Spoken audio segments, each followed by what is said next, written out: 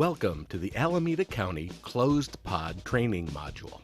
If you are viewing this video, it is because your organization is considering or has initiated plans to operate their own point of dispensing site or pod site in case of a public health emergency. This type of pod is only for the members of your organization and their families. It is not open to the public and is called a closed pod. In the event of an emergency, such as a bioterrorism anthrax attack, the Alameda County Public Health Department would immediately begin delivering life-saving medications to 100% of our population within a 48-hour period. This is called mass prophylaxis. There are two types of mass prophylaxis dispensing sites, open and closed. Open pods are the public health dispensing sites that are open to the public. Closed pods are the dispensing sites for critical infrastructure such as hospitals, special districts, and large businesses. As you can imagine, mass prophylaxis to the 1.6 million Alameda County residents takes considerable effort and resources. Most of the population will be given medicine in public pods. However, some select agencies and private organizations with pre-trained staff may more efficiently provide medications to their staff family members, and/or clients and patients. Staff at a closed pod site can provide organizations and their employees quicker access to life-saving medications during a public health emergency. This not only helps relieve some of the pressure on open pods by supplying part of the population independently, but also allows those organizations to remain in operation. Agencies serving large populations with limited access, like hospitals, retirement communities, or essential businesses like the U.S. Post Office, are examples of organizations that might consider their own closed pod operations. To qualify as a closed pod, you must first partner with the Alameda County Public Health Department to develop an approved closed pod plan. Then you must train and maintain pod workers and resources to carry out that plan. This video should be used as part of the process of preparing your organization's pod staff. In addition to fire drills and other emergency drills, you should run tabletop and functional exercises for the closed pod. If you have not already done so, this is a good opportunity to introduce the Incident Command System to your staff. The Incident Command System, or ICS, is the nationally mandated system for all emergency response. This is a requirement of operating a closed pod because it allows you to easily coordinate with public health, police, fire, and even national emergency response operations. In the event of a public health disaster, you'll be notified by automated phone system such as AC Alert or Phone Tree if the phones are working. If not, you may need to listen to the radio, TV, or social media for instructions. As a pod worker, you have a central role in making the pod successful by carrying out the essential activity of dispensing medications quickly. The most extreme case, and the standard for which we train, is bioterrorism anthrax attack. Anthrax is not contagious. Illness comes only from direct contact with anthrax spores, but illness occurs rapidly. In an anthrax attack, the maximum window for emergency treatment is around 48 hours after exposure, so time is critical. Once an event is identified and the Strategic National Stockpile is activated, pallets of antibiotic medications will arrive at the state within 12 hours. These will immediately be shipped to the local Alameda County warehouse. Closed pods are responsible for picking up their own medication shipments from the county warehouse. At the same time, closed pods should be activating their pod plans and getting staff ready to distribute medications as soon as they arrive. Here's how the process works. First, you will be notified by the Alameda County Public Health Department to activate your closed pod plan. Your primary on-site coordinator will confirm the activation message and also confirm the size of the dispensing population that you will serve. The Alameda County Public Health Department needs to know how many people you plan to dispense medications to.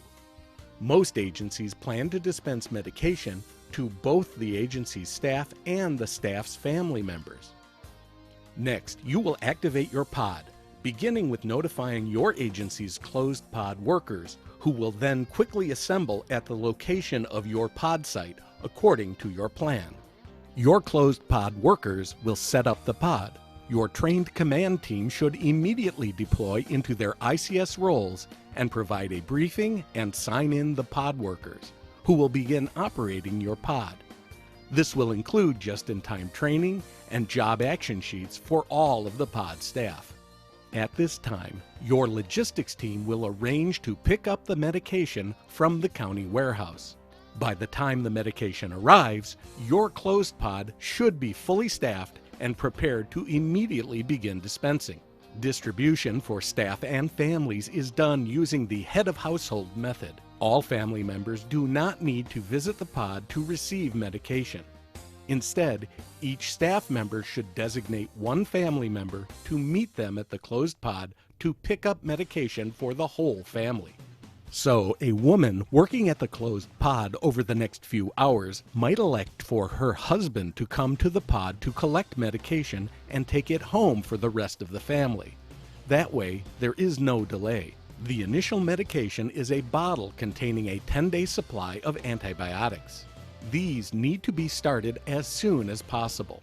The full preventative treatment for anthrax requires 60 days of continuous antibiotics, and the entire process takes weeks to complete. Pod staff should be the first to get dosed as soon as medications arrive.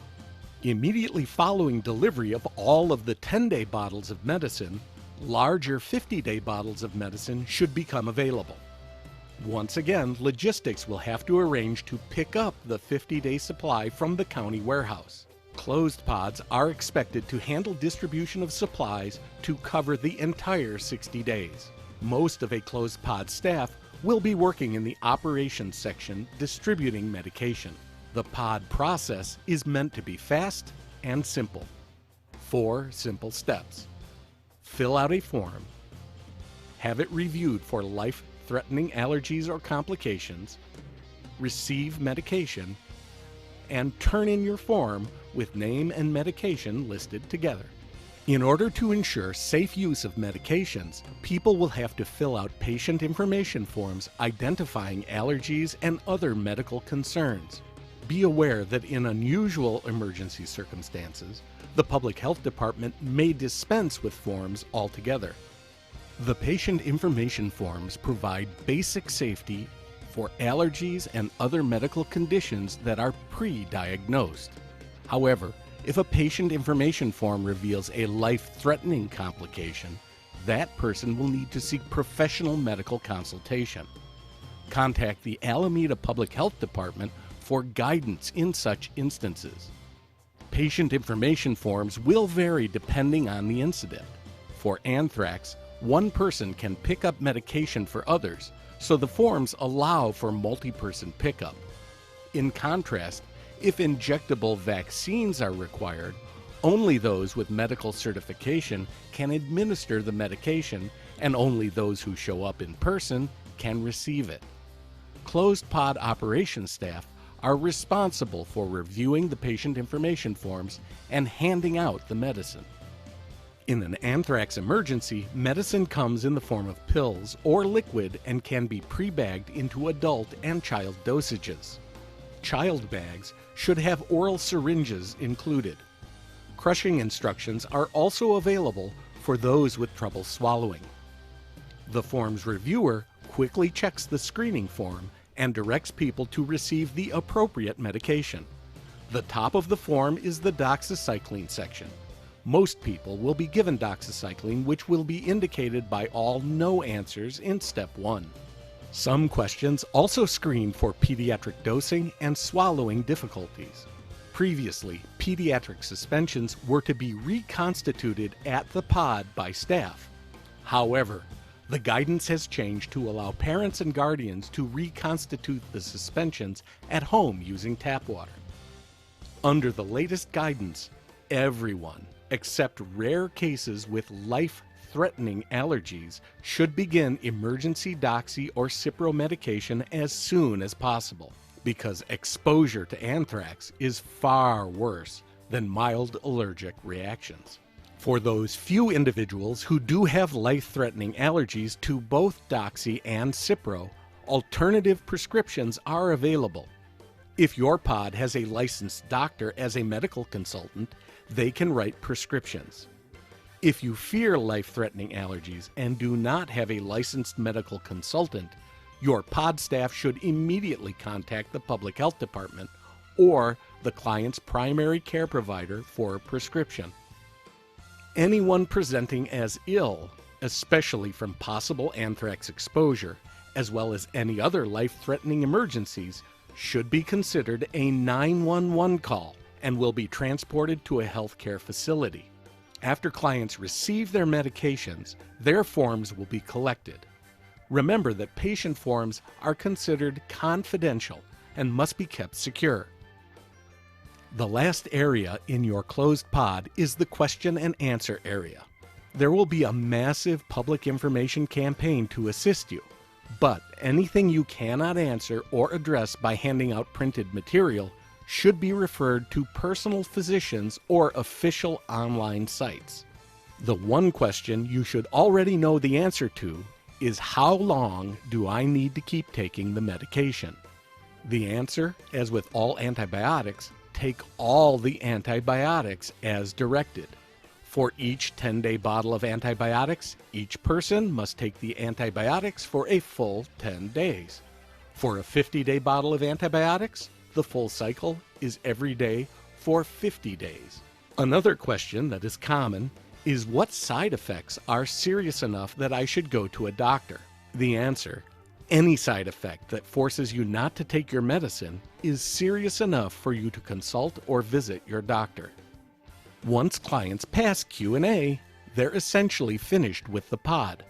Be aware that this may be a stressful situation for some, including pod workers who should make sure to take breaks, eat, and hydrate regularly. Also remember that emergencies are unpredictable by nature, and your role in the pod may change to adapt to the situation. As a member of the closed pod staff, you're a key helper in providing your family, co-workers, and clients with life-saving medication. We hope this information has been helpful. The knowledge you gain in training and preparing for emergencies can be adapted to many situations. Even if you're not deployed in an anthrax scenario, you should be better able to integrate your skills for the benefit of others. The Alameda County Public Health Department thanks you for watching this presentation. Advanced training for station leaders, command staff, and individual ICS sections is available in other modules. Your participation and continued training for public health disasters helps ensure that we're as ready as we can be when our citizens and our communities need us. This pod video series was brought to you by the Alameda County Public Health Department, Office of Public Health Emergency Preparedness, in collaboration with Applied Creative Training.